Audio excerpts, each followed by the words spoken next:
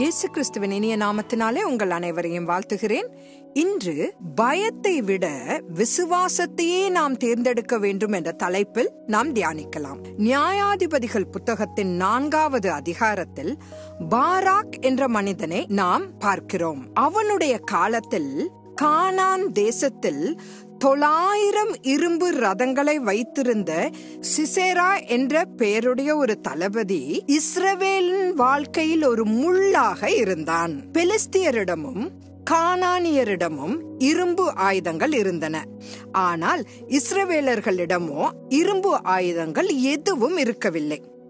நடந்த போர்களில் இரும்பில் ஆயுதங்கள் தயாரிப்பதில் சிறந்தவர்களுக்கு எதிராக ஒரு யுத்தத்தில் கூட எதிரி வெற்றி பெறவில்லை என்றும், போரில் சிசேராவுக்கு விரோதமாக வருகிற எவரும் தோல்வியையும் ஒருவேளை மரணத்தையும் ஏற்றுக்கொள்ள தங்கள் மனதை ஆயத்தப்படுத்தி இருக்க வேண்டும் என்றும் சிசேரா எதிரிகளிடம் இத்தகைய பயத்தை ஏற்படுத்தி இருந்தான். எனினும் தெபோராள் என்ற பெயருடைய ஒரு தீர்க்கதரிசியானவள், நான் யாபீனின் சேனாதிபதியாகிய சிசேராவையும் அவன் ரதங்களையும் அவன் சேனைகளையும் கீசோன் பள்ளத்தாக்கிலே உன்னிடத்திற்கு வர இழுத்து அவனை உன் கையில் ஒப்பு கொடுப்பேன் என்றும், இஸ்ரவேலின் தேவனாகிய கர்த்தர் உனக்கு கட்டளையிடவில்லையா என்று தேவன் ஏற்கனவே பாராக்கிடம் பேசியதை நினைப்பூட்டினாள். ஆனால் பாராக், நீங்கள் என்னுடன் வந்தால்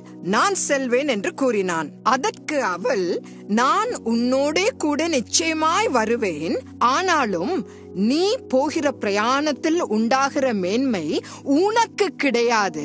கர்த்தர் சிசேராவை ஒரு ஸ்திரீயின் கையில் ஒப்பு கொடுப்பார் என்று சொல்லி தெபோராள் எழும்பி பாராக்கோடே கூட கேதேசுக்கு போனாள். இதை நியாயாதிபதிகள் 4வது அதிகாரம் 9வது வசனத்தில் நாம் பார்க்கலாம். பாராக் தனக்கு கிடைக்க வேண்டிய மேன்மையை தவறவிட்டு விட்டான்.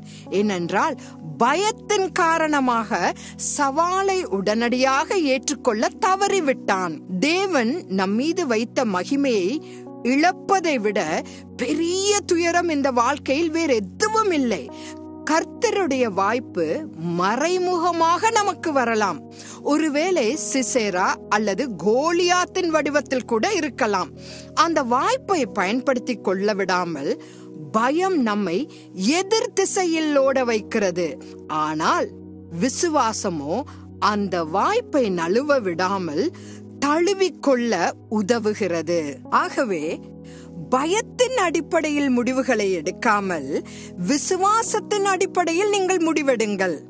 நாம் தரிசித்து நடவாமல் விசுவாசித்து நடக்க வேண்டும். இதற்கு நம்மை ஆயத்தப்படுத்துகிறவர் தேவனே.